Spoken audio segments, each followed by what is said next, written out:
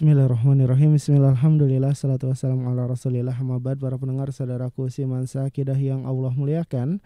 Alhamdulillah kembali kami bisa mengudara di 95 FM Radio SKN Al-Bayan menebar keagungan Asmaul Husna yang dipancarluaskan dari Kampung Pasir Hapa, Desa Sirnagalih, Kecamatan Cilaku, Kabupaten Cianjur, 50 meter belakang Terminal Pasir Hayam. Insyaallah di pagi yang berbahagia hari ini kembali kami menghadirkan program kajian Kitab Usul Iman yang rutin diselenggarakan setiap hari Senin, Selasa, Rabu, dan Kamis di jam 8 pagi. Dan alhamdulillah para pendengar, di pagi hari ini Ustadz Faisal Mistam PD Hafizahullah Ta'ala alhamdulillah sudah siap dan ada di studio untuk menyampaikan kajian secara langsung pembahasan pertemuan ke-13 hari ini. Nah, dan kita langsung saja sapa dahulu beliau. Assalamualaikum Ustadz. Warahmatullahi wabarakatuh. Taib, Masya Allah, apa kabar Ustaz? Alhamdulillah khair Kang. Gimana sehat? Alhamdulillah Ustaz, Masya Allah. Ustaz, di hari ini akan memberikan materi pembahasan apa Ustaz? Kita lanjutkan pembacaan kitab Usul Iman. Kita masuk Himayatul Mustafa SAW Janabat Tauhid, yaitu penjagaan Nabi terhadap Tauhid. Nah, Masya Allah. Sallallahu alaihi wasallam. Para pendengar saudaraku simansa akidah yang Allah muliakan, bagi Anda yang ingin memperdalam materi ataupun bertanya, silahkan kirimkan pertanyaan Anda ke nomor 085624619995. Dan juga bagi para pemirsa Asmaul Husna TV yang ingin bertanya bisa menuliskan pertanyaannya di kolom komentar.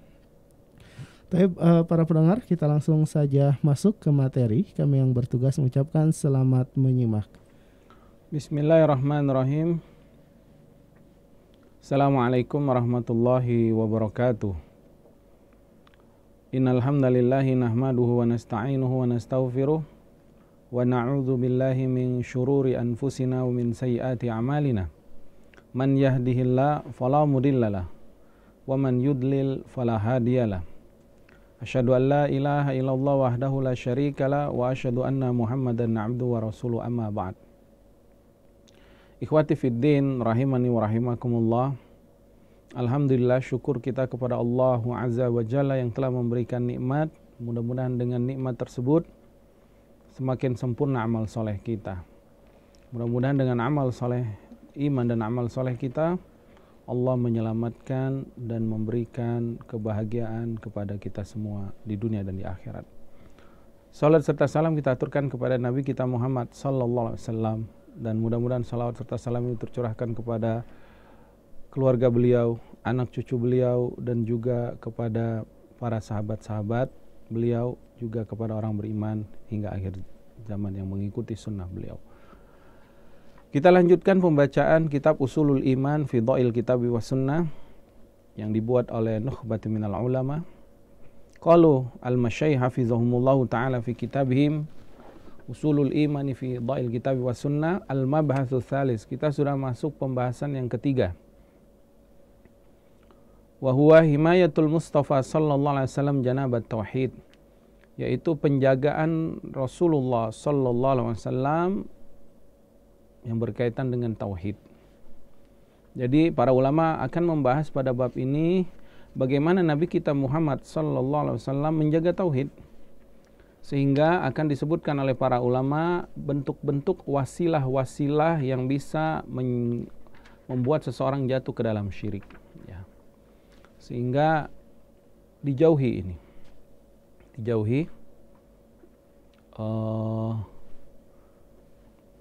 wasilah-wasilah ini. Dan Nabi SAW selalu mengingatkan, ya, wasilah-wasilah ini jangan sampai wasilah yang menyebabkan kepada kesyirikan ini dilakukan oleh kaum muslimin, ya. Qalu hafizahumullahu ta'ala, berkata mereka para ulama, laqad kana an-nabiy sallallahu alaihi wasallam harisan asyaddal hirsi ala ummatihi. Dan Nabi kita Muhammad SAW adalah manusia yang paling semangat. Ingat, Nabi kita Muhammad SAW adalah manusia yang paling semangat, ya. Untuk apa? Menjaga umatnya, ya, paling sayang dan paling semangat, ya, menjaga agama umatnya. Litakuna azizatan mani'ah muhaqqiqa li tauhidillahi azza wa jalla. Agar umatnya tersebut benar-benar memiliki kemuliaan. Ya.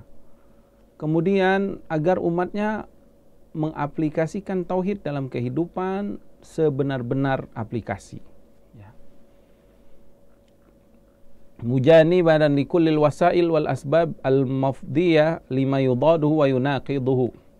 Dan Nabi SAW berusaha menjauhi umatnya dari segala bentuk wasilah, ya, segala bentuk celah-celah yang bisa membuat seseorang jatuh ke dalam syirik. Subhanallah. Inilah kita Nabi kita yang mulia, Mustafa sallallahu alaihi wasallam. Maka seharusnya pengikut Nabi yang sangat mencintai Rasulullah SAW juga sama. Mereka semangat banget berusaha mengingatkan dirinya, mengingatkan keluarganya, mengingatkan tetangganya, masyarakatnya akan aplikasi tauhid ini, berusaha melaksanakan hakikat tauhid sebenarnya, dan berusaha menjauhi keluarganya, menjauhi dirinya, keluarganya, tetangganya, masyarakatnya dari syirik, menjauhi semua pintu-pintu celah kesyirikan. Bahkan walaupun itu syirik yang kecil, yang halus, yang nggak bisa terlihat, maka dia harus berusaha semangat menjauhi ini. Ya. Karena Nabi kita seperti itu, sallallahu alaihi wasallam.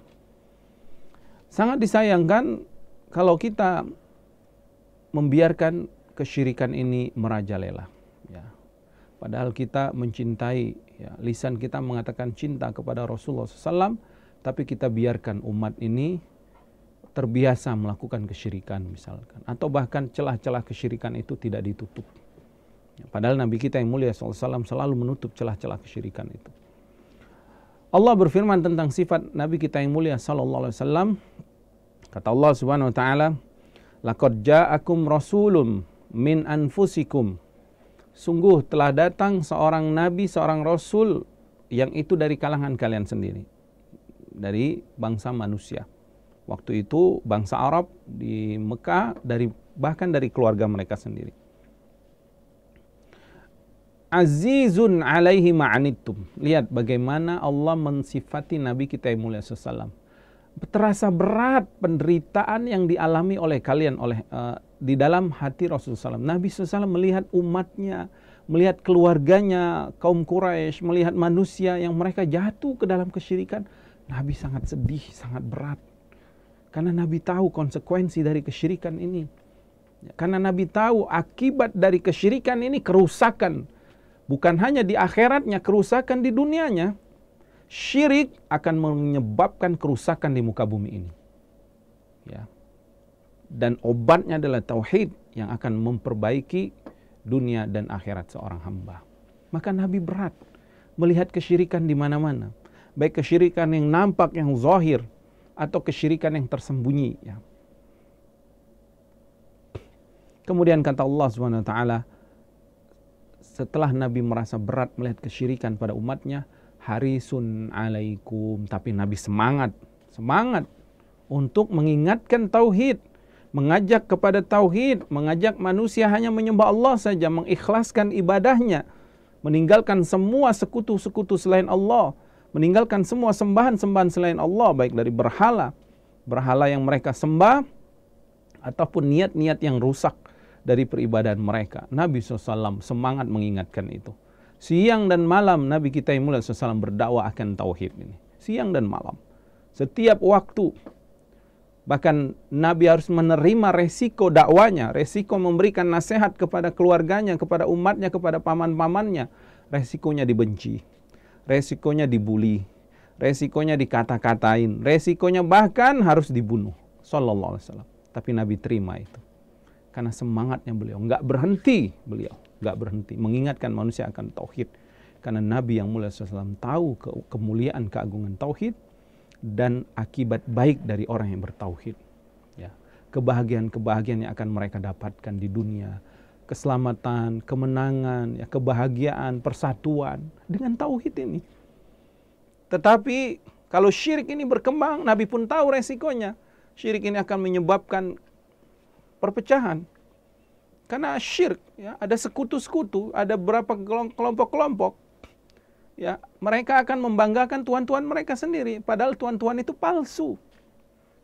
Yang dengan inilah menyebab perusakan antara keluarga, yang dengan akan menyebabkan perseteruan antara kabilah. Syirik ini. Ya. Berbeda kalau bertauhid, semua menyembah Allah, maka tidak akan ada perpecahan. Ya. Kemudian setelah manusia menerima tauhid, lihat Nabi SAW sangat sayang sama mereka. Bil mu'minina ra'ufur rahim, kata Allah. Dan Nabi SAW terhadap orang-orang beriman itu ra'uf, maha lembut, baik, santun, rahim, dan sayang. Ya. Nabi SAW penyayang kepada umatnya. Makanya bentuk kasih sayang Rasulullah SAW, semangat selalu mengingatkan umatnya untuk menjauhi syirik, dan selalu memotivasi umatnya untuk menegakkan tauhid. Di setiap keadaan Rasulullah SAW. Kita dengar hadis yang sangat masyhur, ya, hadis Muaz bin Jabal radhiyallahu ta'ala anhu. Ketika dibonceng oleh Rasulullah SAW, lihat, saat dibonceng Nabi ingatkan, ya Muaz, atadri ma haqqullahi 'alal ibad? Wahai Muaz, tahu enggak engkau apa hak Allah atas hambanya? Nabi ingatkan. Ya. Begitu juga di akhir wafat Rasulullah SAW, ya, ketika dalam peperangan, ya, perang Hunain, ya, di saat banyak kaum muslimin yang baru masuk Islam, mereka pun meminta kepada Rasulullah SAW, ija'al lana, jadikan kami zata anwat. Zata anwat itu adalah pohon yang dulu orang-orang musyrik menaruh senjatanya buat mencari berkah dengan pohon itu, supaya mereka bisa menang, supaya mereka bisa dapat kekuatan kalau senjatanya ditaruh di pohon tersebut. Ya. Maka para sahabat yang baru masuk Islam pun, ya Rasulullah SAW, bikin dong kami pohon seperti mereka punya pohon. Kama lahum zatu anwat. Nabi SAW marah. Ya. Nabi ingatkan, ini adalah wasilah kepada kesyirikan. Bahkan ini adalah hakikatnya kesyirikan sejati. Kalian telah berucap sebagaimana ucapan Bani Israel kepada Musa dulu. Ij'al lana ilahan kama lahum aliha. Musa, kata Bani Israel, bikin kami satu Tuhan sebagaimana mereka dulu punya Tuhan, yaitu berhala. Ya, yang diyakini bisa memberikan manfaat, bisa menghilangkan bahaya. Ya, itu berhala. Sallallahu alaihi wasallam.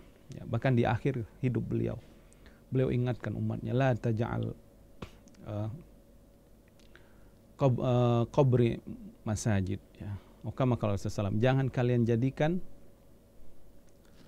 kuburanku itu sebagai masjid. Sebagaimana Bani Israel ahli kitab dulu menjadikan kuburan para nabi-nabi mereka itu masjid. Sehingga mereka pun akhirnya meminta kepada kuburan-kuburan tersebut. Wa iyadzubillah, na'udzubillahi min dzalik. Inilah penjagaan Rasulullah SAW terhadap tauhid. Wa qad aktsara sallallahu alaihi wasallam fin nahyi 'anil syirk. Dan tunggu banyak sekali akan kita dapatkan Nabi SAW melarang umatnya untuk melakukan kesyirikan. Wa hadara wa anzara. Dan Nabi SAW selalu mengingatkan, bahkan Nabi selalu memberikan nasihat, memberikan peringatan. Wa abda'a wa a'ada. Bahkan Nabi ulangi lagi, Nabi muroja'ah lagi. Setelah 10 tahun atau 13 tahun dakwah di Mekah tentang tauhid, apakah di Madinah dakwah tentang tauhid dilupakan? Tidak, Nabi ingatkan terus, ya. Wa khassa wa amma. Bahkan Nabi mengajarkan dengan metode-metode yang khusus, dengan pertemuan-pertemuan yang khusus, atau pertemuan-pertemuan yang umum, atau menjelaskan secara terperinci, atau menjelaskan secara umum. Fi himayatil hanifiyah as-samha millati Ibrahim, dalam menjaga agama yang murni, agama yang bersih, yaitu agama yang hanif, agama Nabi Ibrahim alaihissalam, allati bu'isa biha min kulli ma qad yashubuha minal aqwali wal a'mal allati yanmahillu ma'aha tauhid aw yanqus.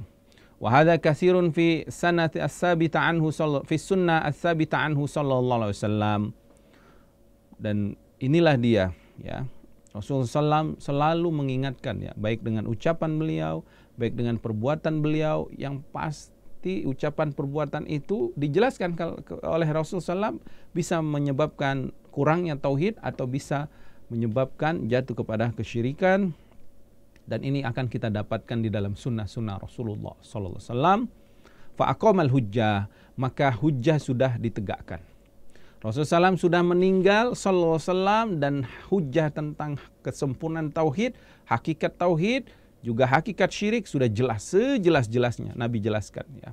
Bahkan Allah sudah memberikan kesempurnaan agama ini kepada Rasulullah SAW.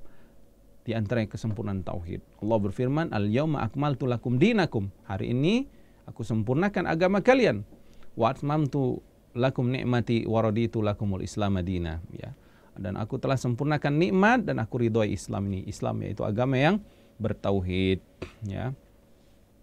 Kemudian wa azala syubha, maka syubhat-syubhat, ya, pemahaman-pemahaman yang rancu tentang tauhid, tentang syirik ini sudah hilang kalau kita kembalikan kepada Al-Qur'an, kepada sunnah dan kepada pemahaman para salafus saleh. Sudah hilang, sudah jelas tauhid itu terang, seterang-terangnya. Bagaikan siang hari, ya, matahari yang menyinari bumi dengan terang ini, kita jelas melihat sekeliling kita. Bahkan semut yang kecil bisa kita lihat di dalam berjalan di atas bumi, ya, ketika ada matahari yang terang. Ya, berbeda kalau gelap, atau berbeda ketika mendung atau ketika senja, ya, itu remang-remang. Ya. Tetapi Islam sudah jelas, syubhat yang kecil pun sudah terlihat, ya. Wa qata'a ma'zirah, dan sudah nggak ada lagi ma'zirah, atau sudah tidak ada lagi alasan, ya, uzur bagi orang yang meninggalkan tauhid. Nggak ada bagi dia untuk mengatakan tidak ada Rasul yang dulu, nggak ada. Apalagi zaman ini. Nabi kita yang mulia SAW sudah sangat dikenal oleh semua manusia di seluruh dunia ini. Karena sekarang ini zaman teknologi, media sosial yang mereka bisa dapatkan berita-berita itu. Dan telah tegak hujahnya, wa abana as-sabil, dan jalannya tadi sudah sampai. Wa fil matalibi at-taliyah qalu hafizahumullah taala, para ulama mengatakan nanti insyaallah pada subbab, pada bagian kitab ini, setelah mereka menjelaskan Rasulullah SAW sangat semangat menjaga tauhid agar umatnya mengaplikasikan hakikat tauhid sesungguhnya, sebenarnya, dan meninggalkan segala bentuk kesyirikan, maka akan disebutkan bentuk-bentuk, ya, yatabayyana min khilalihi himayatul Mustafa sallallahu alaihi wasallam himat tauhid wa sadduhu kulla tariq yufdi ila syirki wal batil. Yaitu akan dijelaskan, ya, bagaimana Nabi sallallahu alaihi wasallam menjaga tauhid ini. Dan Nabi SAW benar-benar saddu zari'ah, memotong wasilah-wasilah, jalan-jalan yang bisa menyampaikan kepada syirik. Nabi potong semua. Karena syaitan itu pintar, ya akhi, ya, saudaraku yang dirahmati Allah. Allah mengingatkan kita untuk menjauhi syaitan, bukan langsung jauhi syaitan, tidak. Allah katakan, la tattabi'u khutuwati syaitan. Jangan kamu ikuti langkahnya syaitan. Jadi Allah larang dari pencegahannya dulu, yaitu cegah kamu dari mengikuti langkahnya syaitan. Karena kalau sudah masuk satu step langkahnya, engkau akan digiring ke langkah-langkah yang lain sampai kepada tahap dosa besar yang Allah tidak ridhoi atau Allah murkai, ya, wa iyadu billah. Taib, al-matlabul awal, dan insyaallah kita akan baca sedikit ini yang subbab pertama, bagaimana Nabi SAW menjaga umatnya dari wasilah-wasilah kesyirikan. Yang pertama ar-ruqa, yaitu jampi-jampi. Nah, para ulama membahas yang pertama adalah jampi. Ya, karena jampi-jampi ini adalah banyak sekali manusia jatuh ke dalam kesyirikan dengan sebab mengamalkan jampi-jampi ini. Ya. Ar-ruqa wahia qira'atu ruqyah, membaca jampi-jampi. Ya. Ta'rifuha qalu, mereka berkata, ar-ruqa jam'u ruqyah. Ya, yang kita sering dengar dengan istilah ruqyah. Jadi ruqyah itu dari masdarnya ruqyah itu masdar, jamaknya ar-ruqa, jampi-jampi, ya. Dan ruqyah kita sering dengar ruqyah, di ruqyah. Maksudnya apa? Dijampi, ya, dibaca-bacain. Dengan bacaan itu mengharapkan ada kesembuhan. Dengan bacaan itu mengharapkan ada maslahat. Dengan bacaan itu mengharapkan dihindar dari segala musibah. Nah, ruqa ini atau ruqyah ini nanti akan kita lihat. Ya, ada yang hukumnya boleh, bahkan disunnahkan, ya. Ruqyah syar'iyah, jampi-jampi yang syar'iyah, ya. Ada ruqyah yang syirkiyah. Ada ruqyah yang jatuh ke dalam kesyirikan. Maka hati-hati, ini sangat tipis sekali. Kita akan bahas insyaallah. Wahia al-qiraah, yang dimaksud dengan ruqyah adalah membaca. Jadi engkau membaca, ada bacaan yang engkau baca, wan nafas, lalu engkau tiupkan bacaanmu itu, atau engkau bernafas dengan bacaan itu, dengan udara dengan nafasmu, lalu engkau hembuskan ya bacaanmu itu, talaban lisyifa, engkau mengharap kesembuhan, wal afiyah, keselamatan, kesehatan. Sawaun kanat minal Qur'anil Karim, dari Al-Qur'an bacaan itu, au minal ad'iyatin nabawiyah al-ma'thurah, atau doa-doa itu keluar dari doa-doa Nabi sallallahu alaihi wasallam. Nah, ini ruqyah yang syar'iyah, ya, bacaan yang syar'i yang dibolehkan. Ya. Ketika engkau sakit, engkau baca Al-Fatihah. Dan ingat, jamaah yang dirahmati Allah, membaca ruqyah sendiri itu lebih besar pengaruhnya daripada dibacain orang lain. Ya. Jadi kalau engkau ingin meruqyah, mendingan jangan diruqyah orang lain, meruqyah diri sendiri. Ya. Disertai dengan tawakal yang tinggi, dengan taubatan nasuha, dengan keyakinan yang kuat akan pertolongan Allah Azza wa Jalla. Dan di antara ayat yang dijadikan ruqyah bagi para ulama, dan ini disetujui Rasulullah SAW, yaitu surat Al-Fatihah. Ya. Betapa banyak, ya, bahkan Ibnu Taimiyah rahimahullah, juga Ibnu Qayyim rahimahullah dalam kitab-kitab mereka ketika menjelaskan tentang ruqyah dengan Al-Fatihah ini, subhanallah, memiliki pengaruh yang sangat ajib. Ya. Di mana saat itu ketika Ibnu Qayyim rahimahullah ya ke Mekah, tidak ada dokter di sana dan beliau mengalami penyakit. Tidak ada obat-obatan yang bisa memberikan khasiat, mengurangi rasa sakit. Nah, maka mereka meruqyah diri mereka dengan Al-Fatihah, dan subhanallah, dengan sebab ya bacaan ruqyah itu dengan izin Allah, sebab tersebut bisa menghilangkan penyakitnya. Hukmuha, kalau mereka berkata, apa hukum ruqyah ini? Hukmuha al-jawaz, boleh. Jadi ketika engkau membaca jampi atau ruqyah yang syar'iyah, maka ini boleh. Wa minal adillati ala dzalika ma yali, dan kita akan lihat dalil-dalil dibolehkan meruqyah dengan Al-Qur'an dan hadis-hadis Nabi SAW, atau dengan bacaan yang Nabi SAW ajarkan, ya. An Auf bin Malik radhiyallahu anhu qala, dari Auf bin Malik radhiyallahu taala anhu, dia berkata, kunna narqi fil jahiliyah, dulu kami waktu di masa jahiliyah pernah meruqyah. Fakulna, maka kami pun berkata kepada Rasulullah SAW, ya Rasulullah, kaifa tara fi dzalika, bagaimana pendapatmu ya Rasulullah tentang ruqyah ini? Faqala iridu alayya ruqakum, kemudian kata Nabi SAW, coba aku mau dengar apa sih bacaan jampi kalian, ruqyah kalian itu. Kemudian, la ba'sa birruqa ma lam yakun fihi syirkun, maka kata Rasulullah SAW, jampi-jampi itu enggak apa-apa selama yang kalian baca bukan kesyirikan. Ya. Jadi Nabi SAW membolehkan bacaan ruqyah, ya, yang engkau mengharapkan kesembuhan, yang bacaan itu bacaan yang disyariatkan. Ya, seperti tadi surat Al-Fatihah, atau dengan ayat kursi, atau dengan Al-Falaq, An-Nas, ya, untuk melindungi kita dari gangguan jin dalam tubuh kita ini. Atau ketika kita sakit, membaca doa yang disunnahkan Rasulullah SAW, di antaranya Nabi SAW berdoa berlindung, a'udzubillahi wa qudratihi min syarri ma ajidu wa uhadhiru, ya. Nabi SAW meletakkan tangannya di tempat yang sakit, lalu berkata, a'udzubillah, ya Allah, aku berlindung kepadamu ya Allah, wa qudratihi, dan aku berlindung dengan kekuasaanmu ya Allah, kemampuanmu ya Allah. Jadi tawasul dengan sifat Allah Subhanahu wa taala, min syarri ma ajidu wa uhadhiru, dari keburukan yang aku dapatkan ini ya Allah, dan apa yang aku khawatirkan nanti. Ya.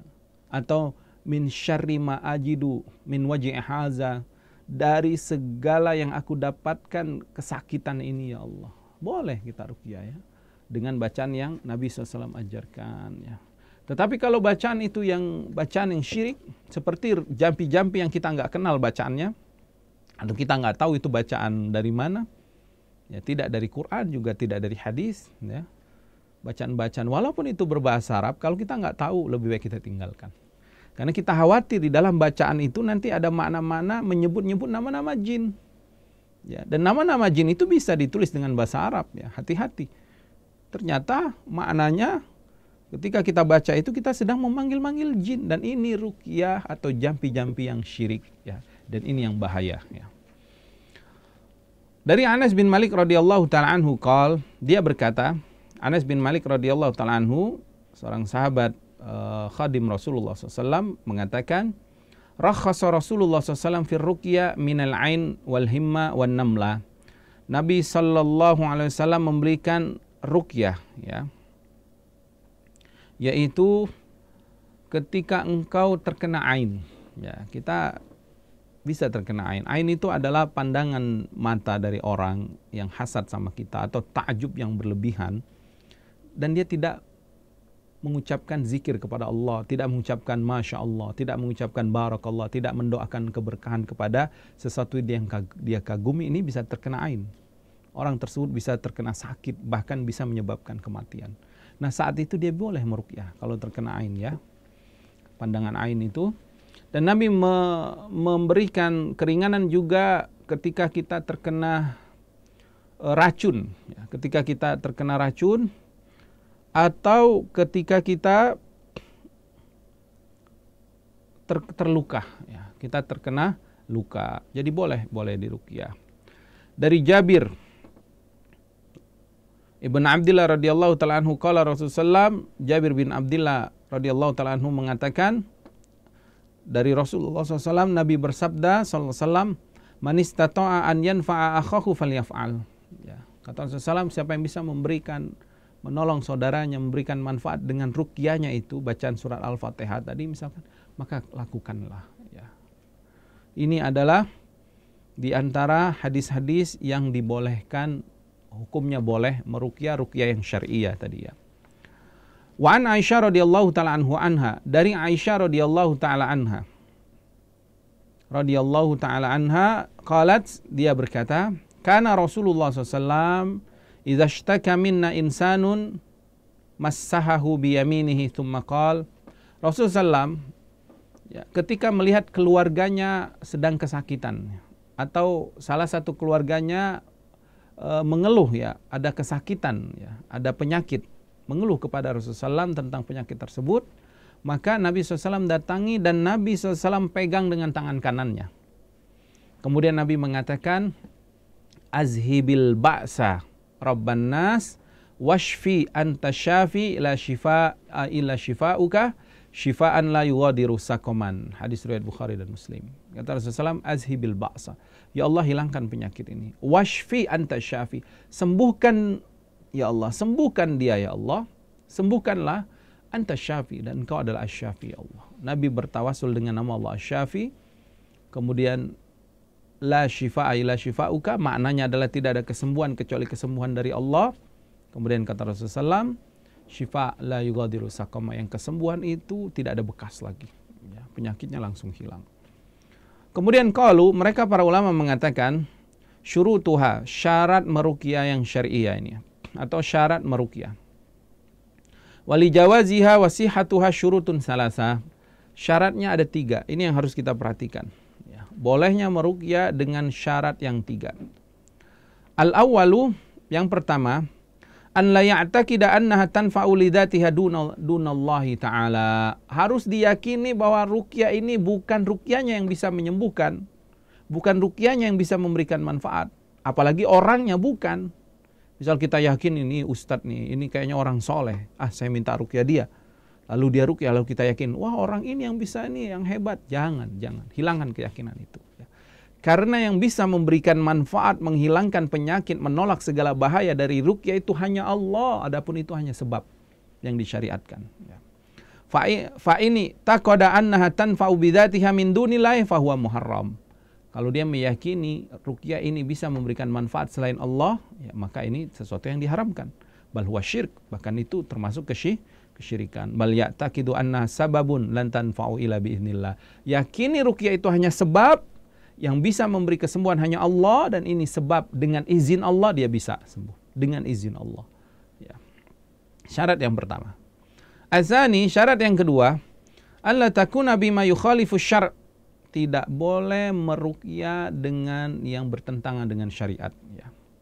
Kama idza kanat mutadamminatun du'a ghairallahi, sebagaimana apabila dalam jampinya tadi atau ruqyahnya tadi ada nama-nama selain Allah, nggak boleh, ya, meminta bantuan kepada selain Allah. Makanya kita katakan tadi, hati-hati Anda membaca ruqyah, membaca bacaan tadi, walaupun itu tulisan berbahasa Arab, hati-hati. Apalagi kita nggak paham bahasa Arab. Nanti jangan-jangan yang kita baca itu adalah memanggil nama jin, dan ini wa'iyadzubillah bahaya, ya. Bukannya sembuh, yang ada dia makin dimasukkan oleh jin tersebut nanti.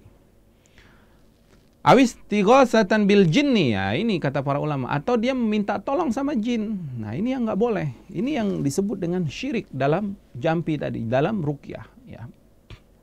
Wa ma asbaha dzalika, atau yang seperti itu, fa innaha muharramatun bal syirkun, maka ini haram meruqyah dengan bacaan selain bacaan yang disyariatkan dari Al-Qur'an atau bacaan dari Rasul sallam. Ini lebih baik tinggalkan. Apalagi kami ingatkan lagi saudara-saudara yang dirahmati Allah, kalau Anda nggak paham bahasa Arab, lalu Anda dapat tulisan yang katanya baca tulisan ini nanti bisa menyembuhkan, nanti jangan langsung percaya, hati-hati.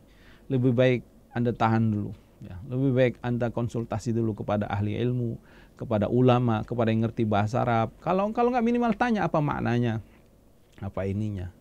Dan yang lebih baik adalah Anda meruqyah diri sendiri. Ini lebih besar pengaruhnya. Karena ketika Anda diganggu oleh jin misalkan, ya, saat itu Anda sedang dizolimi. Dan doa orang yang dizolimi lebih makbul. Dan doa Anda sendiri itu lebih makbul daripada Anda meminta ruqyah orang lain, ya, karena Anda sedang dizolimi, karena Anda sedang dapat musibah. Doa orang yang dapat musibah dikabulkan Allah.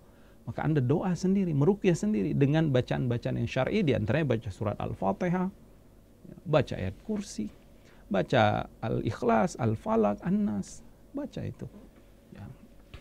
Kemudian asali syarat yang ketiga, antakuna mafhumatun ma'luma. Nah, ini bacaan ruqyah harus difahami dan dikenal. Selain kita faham bacaan itu dan kita kenal bacaan ini memang dari Al-Quran, bacaan ini memang dari hadis Rasulullah SAW. Ya. Fa in kanat min jinsi tolasim. Wah, kalau misalkan bacaan ini dari tadi jimat-jimat atau tulisan-tulisan yang nggak jelas dari mana sumbernya, wasya'waza fa innaha la tajuz, ya, maka jangan, nggak boleh.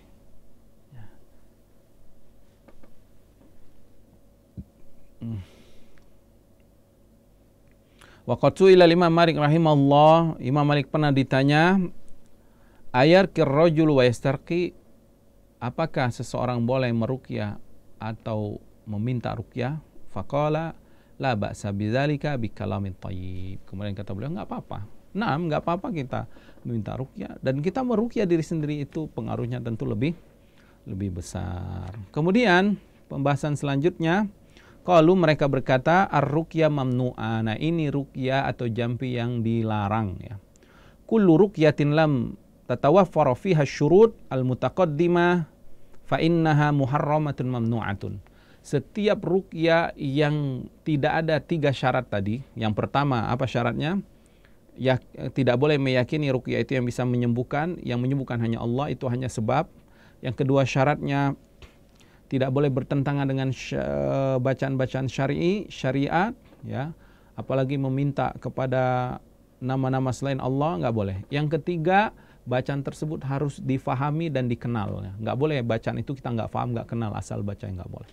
Nah, 3 syarat ini nggak terpenuhi, maka ini ruqyah yang dilarang, ya. Kan ya'taqidar raqi awil marki annaha tanfa'u wa tu'athiru bidzatiha, ya. Sebagaimana tadi, ketika seorang meyakini hanya ruqyah ini yang bisa memberikan kesembuhan, bisa memberikan manfaat, atau orang ini yang bisa memberikan manfaat, orang ini yang bisa memberikan kesembuhan, yang jago misalkan meruqyah pasti sembuh, dia nih. Nah, ini nggak boleh, ini ruqyah yang terlarang. Bahkan kita lebih baik jauhi minta ruqyah dari orang tersebut. Karena bahaya, nanti keyakinan kita bahaya, ya. Au takun mustamilatun ala alfazin syirkiyah wa tawassulat kufriyah wa alfaz bid'iyah wa nahwa dzalika au takunu bi alfadhi ghair mafhuma ka talasim wa nahwiha. Maka 3 syarat tadi harus dipenuhi. Yang pertama, keyakinan yang bisa memberikan manfaat, menolak bahaya hanya Allah. Ruqyah itu hanya adalah sebab yang disyariatkan. Yang kedua, nggak boleh dalam ruqyah menyebut nama-nama selain Allah, meminta kepada selain Allah. Yang ketiga, bacaan ruqyah harus difahami dan harus diketahui, dikenal. Ya. Yang bersumber dari Al-Quran tentunya dan dari Sunnah yang dijelaskan, difahami oleh para salaful ummah. Hadza minni. Saya mohon maaf ada yang kurang. Wassallallahu ala nabiyina Muhammad wa ala alihi wasallam. Fadal Kang Angga. Nah, Ustaz, syukran jazakallahu khairan Ustaz atas materi yang telah disampaikan. Mudah-mudahan menjadi ilmu yang bermanfaat bagi kita semua. Amin. Tapi para pendengar, saudaraku seiman sakidah dan para pemirsa yang sedang menyimak kajian di Asmaul Husna TV, dimanapun Anda bisa menyimak kajian kita di pagi hari ini. Alhamdulillah sesi materi telah kita dengarkan. Untuk selanjutnya kami akan mengundang Anda berinteraksi bersama. Silahkan kirimkan pertanyaan Anda ke nomor 0856 2461 9995. Sekali lagi di 0856 2461 9995. Tapi kita bacakan Ustadz pertanyaan yang sudah masuk. Pertanyaannya, bismillah. Ustadz, apakah boleh laki-laki meruqyah perempuan, Ustadz? Demikian pertanyaannya. Kalau itu adalah mahramnya ya jelas boleh. Nah. Suami ke istri, ayah ke anak. Kalau bukan mahramnya, yang lebih baik adalah dia mencari wanita dulu. Dan kita katakan tadi bahwasanya ruqyah itu yang lebih afdal, yang lebih bagus adalah diri sendiri yang meruqyah. Akan tetapi pada satu keadaan misalkan ternyata memang seorang yang sedang diganggu oleh syaitan, oleh jin ini nggak sadar sehingga dia nggak bisa baca sendiri, lalu dibacakan orang lain. Apakah boleh? Dengan syarat tentunya. Kalaupun yang membacakannya adalah misalkan seorang ustadz atau seorang ulama, ya dengan syarat. Syarat yang diantaranya nggak boleh berkhalwat dua-duaan, nggak boleh juga terbuka aurat wanitanya, ya, dan nggak boleh juga sembarang menyentuh ya laki-lakinya, dan bacakan bacaan saja, ya, bacaan yang dengan bacaan itu mudah-mudahan bisa mengusir atau dengan izin Allah mengganggu gangguan yang ada pada wanita tersebut. Allah Ta'ala. Tapi yang lebih afdal cari kalau dia masih sadar, suruh dia meruqyah diri sendiri. Dan kalau bisa cari orang yang baik, ya, yang dikenal baik, soleh dari kalangan keluarganya. Allah Ta'ala alam. Ustaz, syukran jazakallahu khairan atas jawabannya. Mudah-mudahan menjadi ilmu yang bermanfaat bagi kita semua. Tapi para pendengar, kembali kami mengundang Anda apabila Anda ingin berinteraksi bersama, silahkan kirimkan pertanyaan Anda ke nomor 0856 2461 9995. Dan kita sedang menyimak kajian pembahasan usul iman pertemuan ke-13 dengan pembahasan atau judul penjagaan Nabi terhadap tauhid, dan sudah masuk ke sesi interaktif. Ustadz, kita bacakan pertanyaan berikutnya yang sudah masuk melalui WhatsApp. Fadal Kang. Bismillah. Assalamualaikum Ustadz. Waalaikumsalam warahmatullahi wabarakatuh. Ustadz, di media sosial selalu tersebar pesan-pesan atau tulisan, lalu di bagian akhirnya suka ada yang begini bunyinya: sebarkanlah pesan broadcast ini kepada 15 orang, maka kamu akan mendapatkan keberuntungan. Kalau tidak, maka kamu akan mendapatkan bahaya. Lalu seseorang tersebut menyebarkan karena takut mendapatkan bahaya atau mudarat tadi. Apakah ini termasuk syirik, Ustaz? Naam, dia telah takut kepada sesuatu yang tidak bisa memberikan bahaya dan tidak bisa memberikan manfaat. Nah, makanya kita belajar tauhid agar kita nggak lagi dibohong-bohongin dengan sebaran-sebaran seperti itu. Nggak usah takut, karena itu adalah dusta, ya. Kedustaan. Orang itu mengancam, ya. Seolah-olah dia yang tahu, seolah-olah dia yakin betul tahu kalau kita akan celaka 5 hari berikutnya. Pada hari ini adalah dakwah-dakwah terhadap perkara yang gaib yang akan terkena bagi orang-orang yang orang awam yang nggak belajar tauhid. Tapi bagi orang yang sudah mengenal tauhid, mempelajari ilmu tauhid, kemudian mengenali hakikat, mengetahui yang gaib hanya Allah Subhanahu wa taala, dia nggak akan kemakan bacaan itu. Bahkan dia akan langsung buang itu ke sampah. Karena itu bacaan yang sebaran-sebaran yang tidak bermanfaat, ya. Apalagi ancaman-ancaman seperti itu, ya, Mungkin orang itu nyari wallahualam, nyari sensasi dan seterusnya. Maka jangan percaya ya dengan sebaran-sebaran berita-berita yang mengatakan kalau kamu kirim ke 15 nanti dapat ini, kalau kamu nggak kirim nanti kamu dapat musibah. Jangan. Siapa dia? Ya, nyuruh-nyuruh kita, mengancam-ngancam kita dapat musibah. Ya. Wallahu taala alam. Syukran jazakallahu khairan atas jawabannya. Mudah-mudahan menjadi ilmu yang bermanfaat bagi kita semua.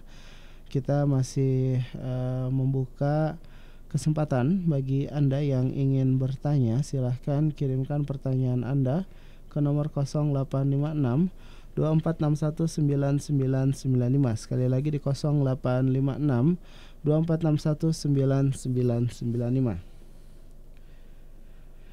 Ustaz, kita bacakan pertanyaan berikutnya. Mungkin ini pertanyaan terakhir, Ustaz. Bismillah. Assalamualaikum, Ustaz. Waalaikumsalam warahmatullahi wabarakatuh. Ustaz, sering kita dengar Ustaz menyampaikan hadis tentang orang yang meminta diruqyah tidak akan masuk ke 70.000 golongan yang masuk surga tanpa hisab dan azab, Ustaz. Lalu kalau kita terlanjur pernah meminta diruqyah karena ketidaktahuan, apakah masih berkesempatan untuk mengejar 70.000 masuk surga tanpa hisab dan azab ini, Ustaz? Wallahu ta'ala alam. Nah, para pendengar, mungkin demikian kita sudahi, Ustaz, di hari ini. Nah, barakallahu lakum wa jazakumullahu khaira atas perhatian antum semua. Mohon maaf atas segala kesalahan, kekurangan. Wassallallahu ala nabiyina Muhammad wa ala alihi wasallam. Subhanakallahumma bihamdika asyhadu an la ilaha illa anta astaghfiruka wa atubu ilaik. Assalamualaikum warahmatullahi wabarakatuh. Waalaikumsalam warahmatullahi wabarakatuh. Tapi para pendengar saudaraku Siman Sakidah, demikianlah kajian kita di pagi hari ini, pertemuan ke-13 program kajian Kitab Usul Iman bersama Ustaz Faisal Miftah MPDI Hafizahullah Ta'ala. Dan insyaallah di pekan ini ada satu pertemuan lagi besok hari Kamis jam 8. Jangan lupa Anda bergabung di jam 8 pagi hari Kamis.